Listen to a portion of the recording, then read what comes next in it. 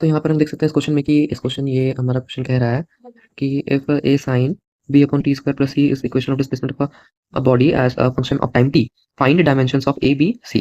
तो फिर हम इस क्वेश्चन से ये कंक्लूजन निकाल सकते हैं कि b upon t square plus c जो कि ट्रिग्नोमेट्रिक आइडेंटिटी हम लोग कह सकते हैं कि ट्रिग्नोमेट्री वाला आइडेंटिटी साइन के अंदर जो भी रहता है वो डायमेंशनलेस रहता है। तो फिर हम इसे लिख सकते हैं, पहले इसको लेते हैं।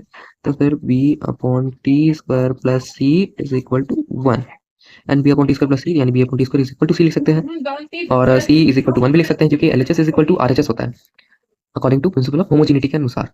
ओके, तो हम लोग यहाँ पे लिख सकते हैं b upon t square is equal to c is equal to 1, जिसको हम लोग लिख सकते हैं 1 को लिख सकते हैं हम लोग m to the power 0 l to the power 0 t to the power 0। तो हम लोग का c का निकल चुका है डायमेंशन जो कि है m to the power 0 l to the power 0 t to the power 0।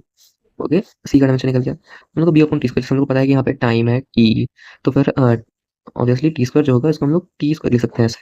तो फिर b upon T square equal to C यानी m0 l0 t0 लिख सकते हैं ऐसे। उसके बाद b is equal to m0 l0 t to the power 2 लिख सकते हैं b का, जो नीचे निकलेगा डायमेंशंस। ओके, b का डायमेंशन लिखा m0 l0 t2 लिख सकते हैं। उसके बाद हम आते हैं a का डायमेंशन पर।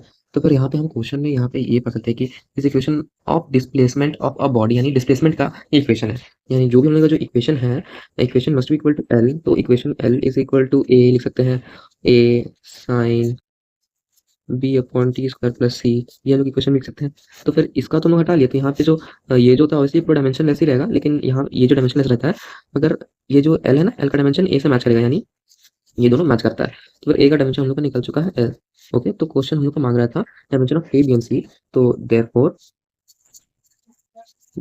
Dimensions of A is equal to L and B is equal to, B का है अपना डायमेंशन है m0 l0 t2। ओके, उसके बाद हम लोग का सी का जो डायमेंशन है, सी का m0 l0 t0, and this is the overall answer.